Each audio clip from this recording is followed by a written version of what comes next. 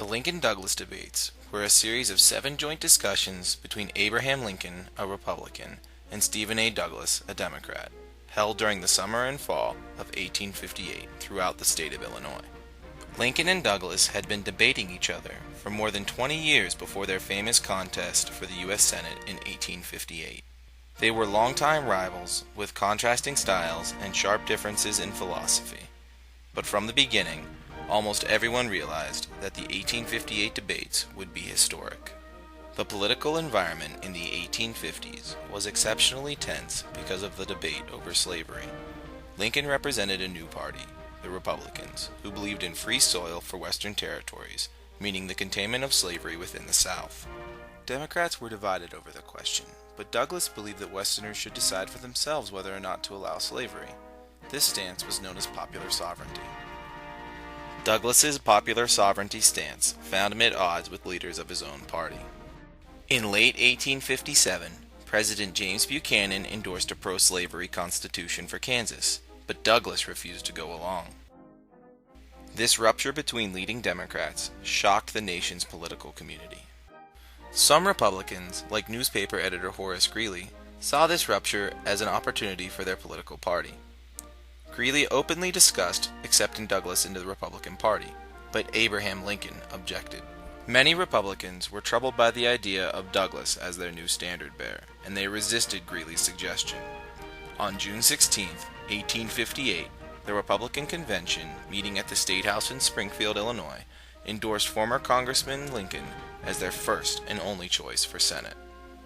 The endorsement of Lincoln was unprecedented. State legislatures were responsible for selecting U.S. senators, and there was no tradition of convention nominations or popular senatorial campaigns. Whatever campaign did take place in 1858 would have to be an indirect one.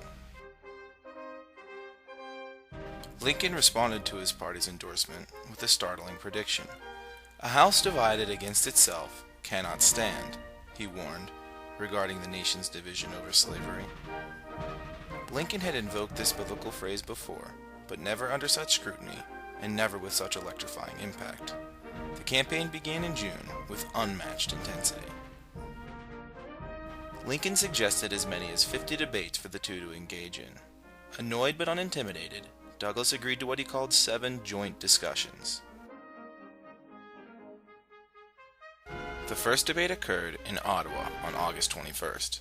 The town's population literally doubled overnight, as more than 10,000 people arrived to hear the candidates. Banners were everywhere, the diverse crowd strained to hear the open-air debates, and newspapers paid shorthand reporters to take down every word, and then wired reports across the country. After the first debate, Lincoln admitted, "The fire flew some." Douglas had been on the attack, accusing his opponent of various sins, especially for being too radical on the slavery question, a charge that Lincoln struggled to deny. However, a week later in Freeport, Lincoln appeared stronger, putting Douglas on the defensive with questions about his views on slavery. By the Jonesboro encounter in mid-September, a pattern was clear. Even though Illinois had no slaves, the 1858 debate focused exclusively on the fate of slavery. Douglas argued that white people should decide for themselves whether or not to allow slavery, while Lincoln claimed that it was immoral and should eventually be abolished. The challenge for Lincoln was to explain what would happen after slavery was extinguished. Douglas knew that most whites feared this prospect and pressed Lincoln repeatedly. He even made sneering references to Frederick Douglass, the famed abolitionist and former slave. At Charleston, Lincoln conceded that he was not yet ready to commit to a full political or social equality. A young girl who attended the 5th debate at Knox College in Galesburg later recalled that while Douglas was losing his voice by this stage in the campaign, Lincoln's still rang out as clear as a bell. Lincoln was in good spirits, reportedly joking as they marched through Old Main at Knox College, "Well, at last I've gone through college." The Quincy debate witnessed Lincoln at his most aggressive, accusing Douglas of ducking and lying, and even of forgery in his use of documents. The senator responded by claiming his opponent had indulged in gross personalities and false charges. It was mid-October, and the close contest had reached its nastiest point. Douglas led off the final debate by highlighting his independence and claiming that Lincoln's House Divided doctrine was a slander upon the immortal framers of our Constitution. He predicted national destruction if the Republicans prevailed. Lincoln replied by arguing that the real issue of the contest was the eternal struggle between right and wrong. Nobody knows for sure what impact the great debates had on the 1858 Illinois elections. Republicans won the majority of the popular vote in the legislative contests, but since not all legislators were up for re-election, and because the apportionment of seats was imperfect, Democrats retained control of the General Assembly and succeeded in re-electing Douglas. Many observers describe the results as a tremendous personal victory for Douglas, because he had not only defeated Lincoln, but also challenged a sitting president from his own party. Lincoln, on the other hand, saw the deepening divisions among Democrats as a good sign for Republicans. "The question is not half settled," he assured friends after the contest. Lincoln's optimism after the 1858 campaign soon appeared justified.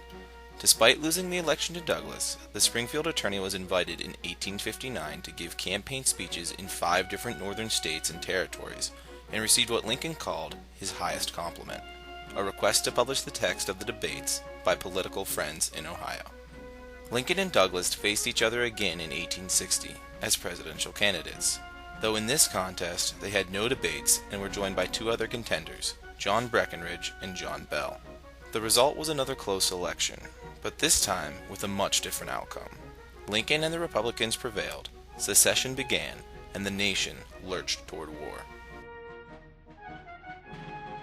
This documentary short was created by David Park and was adapted from an exhibit produced by the Gilder Lehrman Institute for American History and the House Divided Project at Dickinson College. The software engine used to create this project was Microsoft Photo Story 3.